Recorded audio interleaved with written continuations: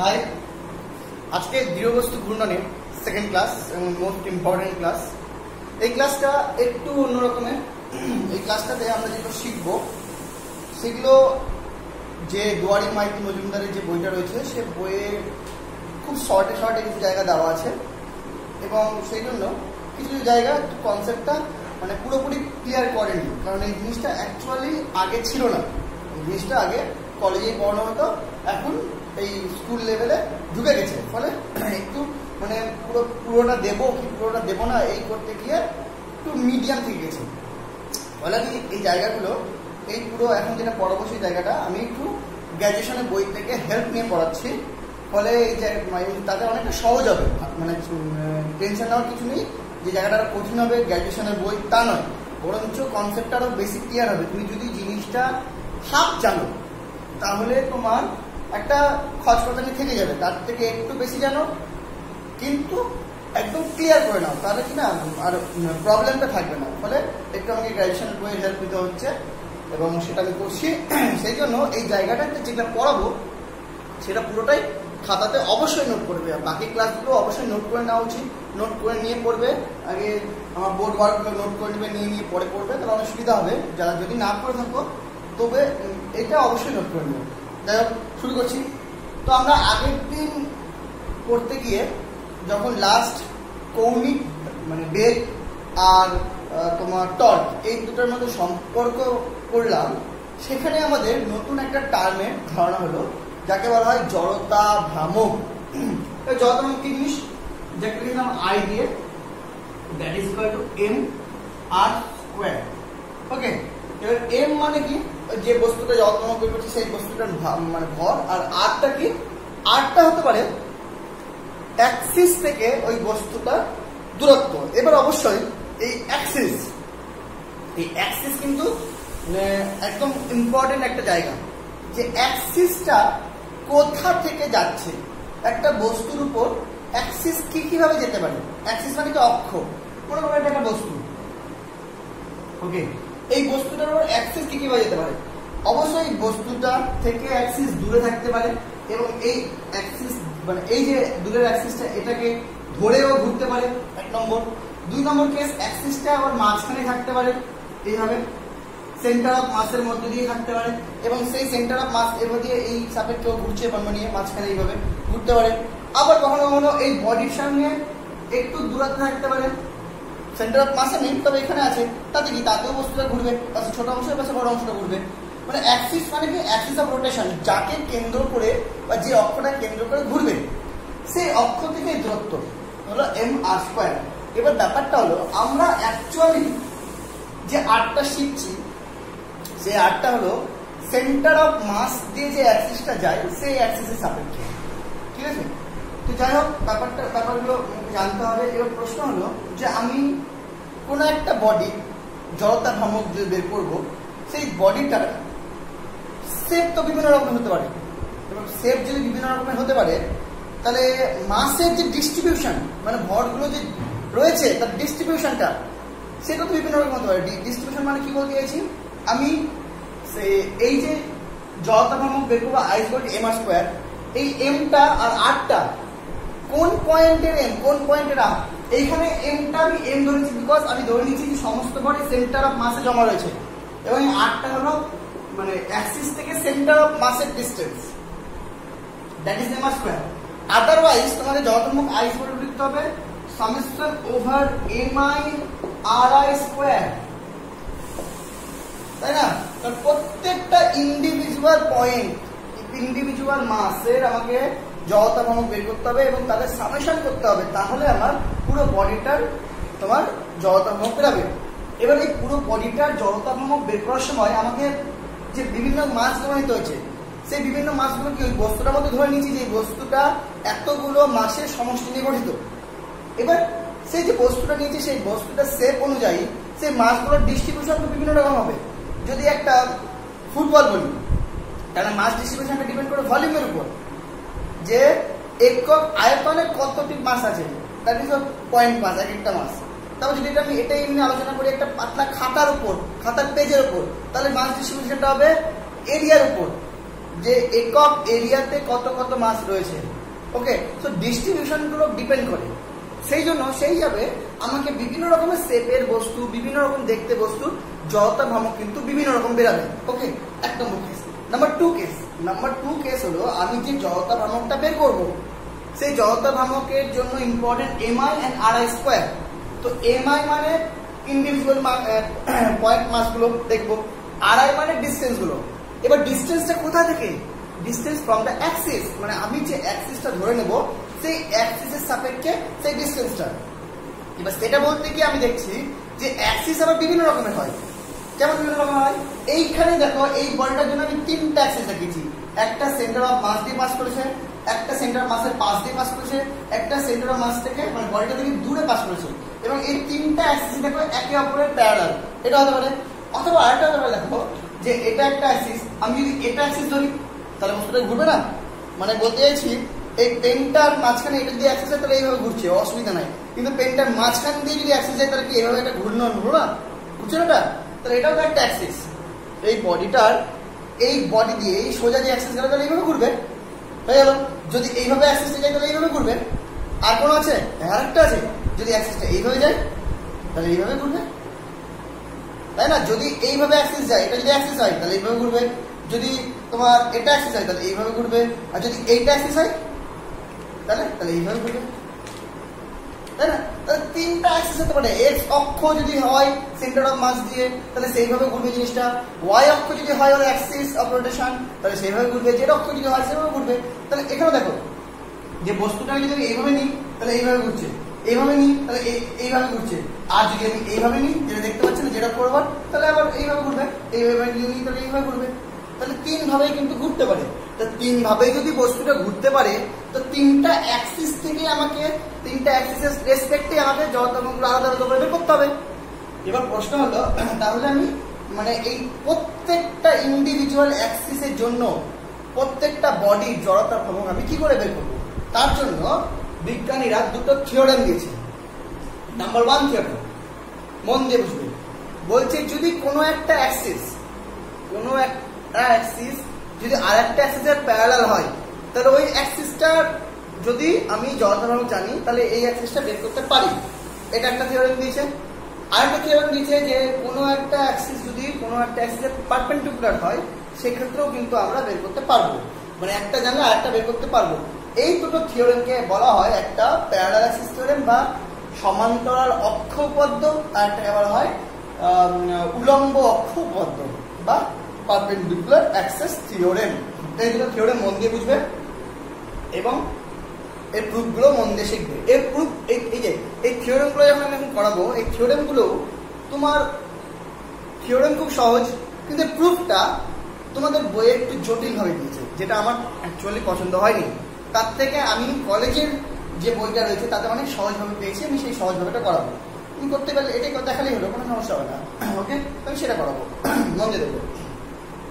তো প্রত্যেকটা থিওরেমে আমি সেন্টার অফ মাস দিয়ে, খেয়াল থাকে না, সেন্টার অফ মাস দিয়ে যে অ্যাক্সিসটা গেছে সেই অ্যাক্সিসটা দ্বারা বস্তুটা জড়তা ভ্রামক জানি, এটা আমাকে ধরে নিতে হবে। মানে একটা জড়তা ভ্রামক আমাকে জানতে লাগবে, তাহলে আর একটা জড়তা ভ্রামক আমি বের করতে পারবো। ওকে, নইলে কিন্তু হবে না, সবই অজানা হলে হবে না, একটা জড়তা ভ্রামক আমি জানি, এটা ধরে নিতে হবে। আচ্ছা, মানে জানি কি করে? যখন কোনো বস্তু বের করবো, মানে কোনো একটা বডি বের করবো দেখিয়ে দেবো বের করে, কোনো সমস্যা হবে না, ঠিক আছে? মানে আবার অন্য অ্যাক্সিস থেকে যদি বের করা যায় এমনি তাহলে বের করলাম, কিন্তু অন্য অ্যাক্সিস থেকে যদি বের করা না যায় তাহলে আগে আমি সেন্টার অফ মাসের অ্যাক্সিস সাপেক্ষে বের করে নেবো, যে তার প্যারালাল যদি অ্যাক্সিসটা থাকে তাহলে প্যারালাল অ্যাক্সিস থিওরি অ্যাপ্লাই করে বের করবো, কোনো সমস্যা নেই। বন্ধু দেখো আস্তে আস্তে ব্যাপারগুলো ক্লিয়ার হবে। তাহলে চলে আসি প্রথমে প্যারালাল অ্যাক্সিস থিওরেম।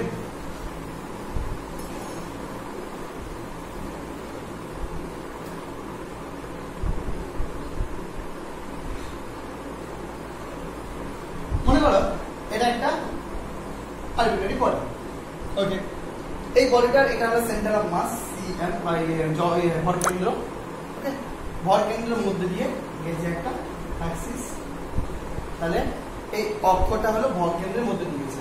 ওকে, তাহলে এই অক্ষের সাপেক্ষে এই বস্তুটা যদি জড়তা ভ্রামক বের করি তার নাম দিলাম সাপোজ আইসি। এবং সাপোজ আমি এই আইসিএমটা জানি, এটা প্রথমে ধরে নিলাম। ওকে, এবার বলেছে যে কোনো একটা অক্ষ যেটা এই অক্ষটা যেটা সেন্টার ভরকেন্দ্রের মধ্যে দিয়ে গেছে তার সাথে সমান্তরালে রয়েছে এবং সাপোজ এই ডিসটেন্সে রয়েছে। ওকে, তাহলে এই বস্তুটার সাপেক্ষে এই বস্তুটা যথাযথ হবে I is equal to ICM plus MA square. মানে বলছে যে যদি কোনো একটা বডির জড়তা ভ্রামক আমি ওর সেন্টার অফ মাস দিয়ে যাওয়া অক্ষটা দ্বারা বের করে ফেলি, তাহলে যে কোনো একটা অক্ষ তার পারপেন্ডিকুলার তার প্যারালাল যদি থাকে, তাহলে সেই অক্ষটা ওই অক্ষ থেকে যে ডিসটেন্সে থাকবে, ওই অক্ষটা থেকে যে ডিসটেন্সে থাকবে সেই ডিসটেন্স স্কয়ার ইনটু গোটা বডির মাস এইটা প্লাস আর এই মানে এই জড়তা যেটা আমি সেন্টার অফ মাস দিয়ে বের করেছি, এই দুটো যোগফলটা হবে এই অক্ষ যেটা প্যারালাল অক্ষ রয়েছে তার সাপেক্ষে এই বস্তুটার জড়তা ভ্রামক। তাহলে আমাকে প্রথমে এটা প্রুফ করতে হবে, পরে আমি এর অ্যাপ্লাই করে দেখাবো। ঠিক আছে, তাহলে প্রথমে প্রুফ করি। প্রুফ করার জন্য আমি কি করলাম, let us take a body here, একটা পার্টিকেল ধরে নিলাম। ওকে, নেট অফ করা, নেট অফ করে দিই, নেট অফ। এবার দেখো আমি কি করলাম, এখানে একটা পার্টিকেল ধরে নিলাম, হ্যাঁ, যার ভর হলো সাপোজ এমআই, কি ধরলাম বা এবি ধরলাম, গোটা বডিটার ভর ধরলাম ক্যাপিটাল এম। ঠিক আছে, তাহলে আমি এখানে একটা ছোট্ট একটা বডি ধরলাম যার ভর ধরলাম ছোট হাতের এম। ওকে, নাও বডিটার ভর আমি ছোট হাতের এম ধরলাম। এইবার তুমি বা এম ধরতে পারো বা এম আই ধরতে পারো। এবার এই বডিটা সাপোজ এখান থেকে একটা ডিসটেন্সে রয়েছে, সেটা ধরলাম সাপোজ এক্স বা এক্স আই, আই দিয়ে করি, তাহলে এক্স আই ডিসটেন্স এটা রয়েছে, আইটা এম আই পার্টিকেল। সাপোজ আমি ওই যেটা সেন্টার অফ মাস দিয়ে গেছে সেই সেন্টার অফ মাসের সাপেক্ষে অক্ষের সাপেক্ষে একটা ডিসটেন্স এক্স আই একটা যে কোনো বডি মাস ধরলাম এম আই এবং তার distance X I mass M I. এবার যদি আমি এই অ্যাক্সিসটার সাপেক্ষে এই বস্তুটার জড়তা বের করি এবং তার যদি সামেশন করে দিই, তাহলে গোটা বডিটার জড়তা পেয়ে যাবে। সেম অ্যাজ এটার সাপেক্ষে করতে পারি। এটা এখন তো গোটা বডিটা নেই, একটা পার্টিকেল আছে, এবং আমি জানি একটা পার্টিকেল যদি একটা অক্ষের চারিদিকে ঘোরে, একটা পার্টিকেল যদি একটা অক্ষের চারিদিকে ঘোরে যার ভর এমআই হয় এবং তার ডিসটেন্স যদি এই অ্যাক্সিস থেকে আরআই হয়, তাহলে যত হবে summation over MI RI square. মানে পার্টিকেল যদি করে, তাহলে আমি কি করলাম, এই বডিটার মধ্যে একটা পার্টিকেল ধরে নিলাম এমআই, একটা ছোট্ট মাস ধরলাম এমআই, এবং সেটা এখান থেকে এক্সআই ডিসটেন্সে রয়েছে এই অক্ষের সাপেক্ষে, কিন্তু এই অক্ষের সাপেক্ষে এ প্লাস এক্সআই ডিসটেন্সে রয়েছে। তাহলে আমি যদি শুধু এই পার্টিকেলটার কথা বিচার করি এবং এই মানে অক্ষের সাপেক্ষে বিচার করি, তাহলে তার জড়তা ভ্রামক কি দাঁড়াবে, তার জড়তা ভ্রামক দাঁড়াবে I is equal to summation over mi into a plus xi তার স্কয়ার। এটা বুঝতে পারবেন, আমি এই বডিটার মধ্যে একটা পার্টিকেল ধরে নিলাম, ছোট্ট একটা মাস ধরে নিলাম। সেই ছোট্ট একটা মাসের জন্য যদি আমি এই অ্যাক্সিস সাপেক্ষে নিই, তাহলে সূত্রটা হয় এমআই এআই এ, মানে এখান থেকে ডিসটেন্সের স্কয়ার। ওকে, আমি জানি যদি পার্টিকেল হয়, গোটা বডিটা জানি না, তবে পার্টিকেলের জন্য আমি জানি যে কোনো অক্ষের সাপেক্ষে যে কোনো পার্টিকেলের যদি বের করতে হয়, তাহলে অক্ষ থেকে যে ডিসটেন্স হয় তার স্কয়ার আর তোমার সামেশন নিতে হয়। ওকে, সো এটা পেয়ে গেলাম। তাহলে এখান থেকে আমি বলতে পারি যে এটা হলো সামেশন ওভার এমআই থাকলো, এটা যদি ভাঙি তাহলে কি হবে, a square plus 2axi plus xi square. বুঝতে পারলেন না, এখান থেকে বলতে পারবো summation over MI a square plus summation over MI 2axi plus summation over MI xi square. এবার লক করো মন দিয়ে, সামেশন ওভার এখানে এটা কনস্ট্যান্ট, তাহলে বেরিয়ে গেল সামেশন কি, যে কনস্ট্যান্ট করে সামেশন আগে বেরিয়ে যায়, ইকুয়েশন হবে থাকলো কি সামেশন ওভার খালি এমআই প্লাস এখানে 2a কনস্ট্যান্ট থাকলো কি সামেশন ওভার এমআই xi, এখানে কিছু কনস্ট্যান্ট না, এখানে থাকলো summation over MI xi square. Okay, এবার দেখো মন দিয়ে, এটা a হয়ে গেল, সামেশন ওভার m মানে m টোটাল মাস হয়ে গেল, তাহলে এটা হলো m a স্কয়ার প্লাস এটা দেখো summation over m i xi square মানে কি এই পার্টিকেলটার জড়তার ভ্রামক xi স্কয়ার মানে এই ডিসটেন্সের হিসাবে মানে এই অক্ষের সাপেক্ষে, তাহলে এই অক্ষের সাপেক্ষে এই পার্টিকেলটার জড়তার ভ্রামক কি summation over m i xi square, তাহলে এই পার্টিকেলটার জড়তার ভ্রামকের সাপেক্ষে সেটা কি ICM, তাহলে এই বলতে পারি ICM তার পার্টিকেলটার মানে এই পার্টিকেলটার হিসাবে এই অক্ষের সাপেক্ষে পুরো বস্তুটার যদি সামেশনে নিছি মানে এই অক্ষের সাপেক্ষে পুরো বস্তুটা জড়তার ভ্রামক দ্যাট ইজ ICM হয়ে গেল, এটা m স্কয়ার হয়ে গেল, এটা ICM হয়ে গেল, থাকলো কি 2a summation over a by xi। দেখো একটু বুঝতে পারলে? এবার দেখো এইবার এই যে এটা term 2a summation over a by xi, এই summation over a by xi এইটাকে বলা হয় ভরের ভ্রামক। কি বলা হয়? নতুন একটা টার্ম মনে রাখবে, এটা বলা হয় ভরের ভ্রামক। আগে একটা শিখলাম বলের ভ্রামক, এটা হলো ভরের ভ্রামক। এবার ভরের ভ্রামকটা কার সাপেক্ষে? ভর কেন্দ্রের সাপেক্ষে। কার সাপেক্ষে? ভর কেন্দ্রের সাপেক্ষে। দেখো কারণ xi তো summation over m i xi মানে প্রত্যেকটা মাস ইনটু প্রত্যেকটা xi, মানে আমি xi ধরেছি কোথা থেকে? ভর কেন্দ্র থেকে, তাহলে ভর কেন্দ্র থেকে এটা যদি xi হয়, এটা যদি আনাদার xi হয়, এখানে একটা বস্তু, এখানে যদি আরেকটা বস্তু হয়, এটা আনাদার xi, এখানে যদি আরেকটা বস্তু হয়, এটা আনাদার xi, দিয়ে টোটাল যে summation over m i xi হয় এটাকে বলা হয় বলের মানে ভরের ভ্রামক। আর সেন্টার অফ মাসের সাপেক্ষে যেহেতু গোটা বস্তুটা সব দিকে ছড়ানো থাকে, এদিকেও থাকে ওদিকেও থাকে, ফলে সেন্টার অফ মাসের সাপেক্ষে কোনো বস্তুর ভরের ভ্রামক যদি এদিকে এগুলো পজিটিভ হয় তাহলে এদিকে এগুলো নেগেটিভ। দেখো এই ভরের ভ্রামকটাই যদি আমি এই অ্যাক্সিস সাপেক্ষে বা এর গায়ে থাকা কোনো অ্যাক্সিস সাপেক্ষে নিতাম তাহলে সবকে 1% করতো, কিন্তু সেন্টার অফ মাস মানে কি তার বোথ সাইডেই বডিজ থাকবে, পার্টিকেলস থাকবে, তাহলে প্রত্যেকটা পার্টিকেলের যদি আমি ভরের মাস মানে বের করি মানে ভরের ভ্রামক বের করি তাহলে সেই ভরের ভ্রামকগুলো মানে সেন্টার অফ মাসের একদিকে এগুলো পজিটিভ হলে তার অপোজিট এগুলো হবে এক্স্যাক্টলি নেগেটিভ। তার ফলে টোটাল ভরের ভ্রামকটা হয়ে যায় 0।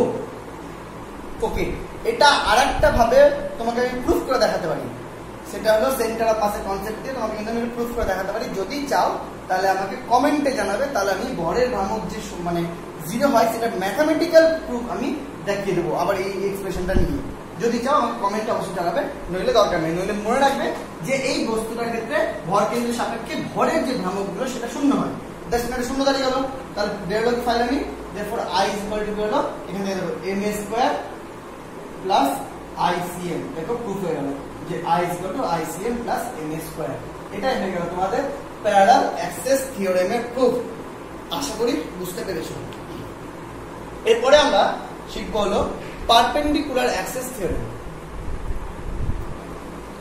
এবার আমরা শিখব লম্ব অক্ষ উপপাদ্য বা perpendicular axes theorem. Perpendicular axes theorem, তো এই থিওরেমটা খুব ইজি। এই থিওরেমটা কেমন বলছে? এই দুটো থিওরেম যদি মিক্স করলে আমরা সব থিওরেম মানে সবকিছু পেয়ে যাবো। বলছে মনে করো কোনো একটা বডি, বন্ধু দেখবেন তাই এটা কোনো একটা বডির সেন্টার অফ মাস দিয়ে যদি একটা অ্যাক্সিস যায় এবং সেই অ্যাক্সিসটা যদি সেই বডির প্লেনেই থাকে, কথাটা বলুন, কোনো একটা অ্যাক্সিস যদি সেন্টার অফ মাস দিয়ে যায় এবং সেটা যদি বডির প্লেনে থাকে এবং আরেকটা অ্যাক্সিস যদি সেই সেন্টার অফ মাস দিয়ে যায় এবং তারা একে অপরের পারপেন্ডিকুলার কিন্তু সেও যদি বডির প্লেনে থাকে, তাহলে থার্ড যে জেড অক্ষ বরাবর অ্যাক্সিসটা যেটা বডির প্লেনে নেই, যেটা বডির প্লেনে নেই, বডিটার সাথে এই দুটো অ্যাক্সিসের সাথে পারপেন্ডিকুলার রয়েছে, তাহলে সেইটার জড়তার ভ্রামক IZ বের করার উপায় হলো IX প্লাস IY। যদি এটা x অক্ষর হয়, এটা y অক্ষ হয়, তাহলে এটা যদি IX হয় এই সাপেক্ষে, এই অক্ষের সাপেক্ষে, এই বডি অক্ষের সাপেক্ষে যদি IY হয়, তাহলে IZ equal to IX plus IY। ওকে, দেখো বুঝতে পারলে কিনা? এটা খুব সহজে প্রুফ করা যায়। মনে করো একটা বস্তু এখানে নিলাম, ওকে, এটা একটা বস্তু। এই বস্তুটা যদি এই অ্যাক্সিসের সাপেক্ষে থাকে মানে y অ্যাক্সিস IY সাপেক্ষে, তাহলে এই ডিসটেন্সটা হবে কিন্তু x। তাই বস্তুটা মানে x অক্ষ বরাবর ঘুরবে, কারণ বস্তুটা এইটা অক্ষ নিতে গেলে এইভাবে ঘুরবে। তাই ব্যাপারটা কল্পনা করতে পারছো কি? যদি এটা অক্ষ নাও তাহলে কিন্তু বস্তুটা এইভাবে ঘুরবে। এটা কিন্তু ভালো মতো বুঝতে হবে। যে এই অক্ষের সাপেক্ষে যদি বস্তুটার কোনো একটা পার্টিকেল নাও, সেই পার্টিকেলটা কিন্তু এক্স অক্ষ বরাবর ডিসটেন্স আমি জানবো, জেনেও কিন্তু ঘুরবে। আর সেই পার্টিকেলটা যদি এই অক্ষের এক্স অক্ষের সাপেক্ষে নাও, তাহলে সেটা কিন্তু ওয়াই ডিসটেন্সে রয়েছে। দেখো ক্লিয়ার না? তাহলে ওর জিনিসটা এবার এইভাবে ঘুরবে বানি।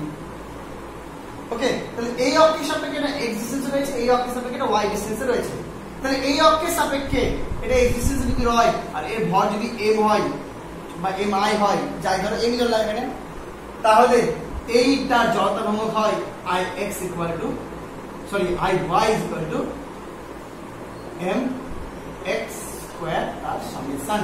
যদি এখানে আই আই দিয়ে করো তাহলে M I X I square তার সামেশন। বুঝতে পারলে কি বলে?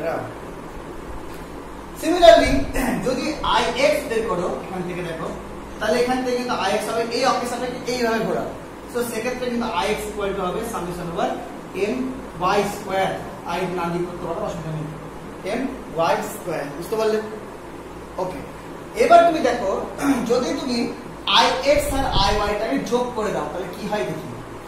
তাহলে আমি দেখবো এটা বেরোবে summation over M X square plus summation over M Y square plus summation over M X square, তাই তো?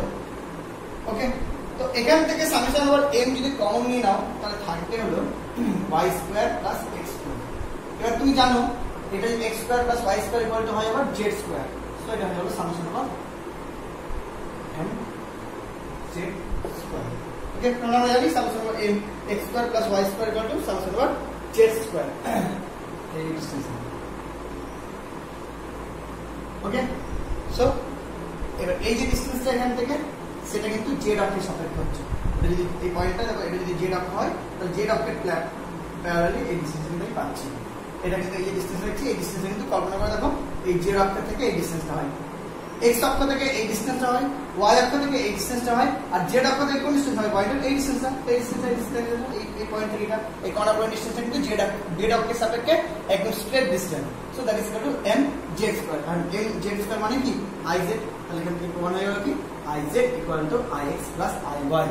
এখানে একটা জিনিস খেয়াল রাখবে, I Z is equal to I X plus I Y. It is true, but I X or I Y is not equal to I Z plus I Y বা I Z plus I x. এটা কিন্তু হয় না। ওকে, এটা কিন্তু খেয়াল রাখবে। হ্যাঁ, তো এই দুটো অ্যাক্সেস থিওরেম আমি প্রুভ করে দিলাম। এবার এই দুটো থিওরেম দিয়ে আমি সবকিছু করতে পারবো। কেমন করে করতে পারবো? সাপোজ আমি এটা জানি, সিএম জানি। ওকে, আমাকে বের করতে দিয়েছে এইটা, বললাম এইটা বের করতে দিয়েছে, এইটা জানি না, আমি এটা বের করতে দিয়েছি। ঠিক আছে, কি করে করব? প্রথমে আমি এটা জানি, এটা জানি মানে এটাও জানি, বের করতে পারবো। ঠিক আছে, কারণ এটা ডিসটেন্স এইভাবে যেটা করে এই ডিসটেন্সে সেইভাবে এটা বের করতে হয়। ওকে, তাহলে এইটা আর এটা থেকে আমি এটা বের করতে পারবো, আবার এটার থেকে এটা বের করতে পারবো। মানে এখানে প্রথমে পারপেন্ডিকুলার অ্যাক্সিস থিওরেম বের করে এটা বের করলাম, তারপর এখান থেকে আমি এটা বের করলাম। তাহলে কোন একটা বডির বিভিন্ন অ্যাক্সিসের সাপেক্ষে যখন আমাকে জড়তাগুলো বের করতে দেবে তখন আমি কি করব? বিভিন্ন রকমের তোমার কি বলে এটাকে জায়গায় এই উপপাদ্যগুলো প্রয়োগ করব। কোথাও শুধু সমান্তরাল উপপাদ্য প্রয়োগ করলে হয়ে যাবে, কোথাও আবার সমান্তরাল প্লাস আবার পারপেন্ডিকুলার দুটো থিওরি অ্যাপ্লাই করতে হবে।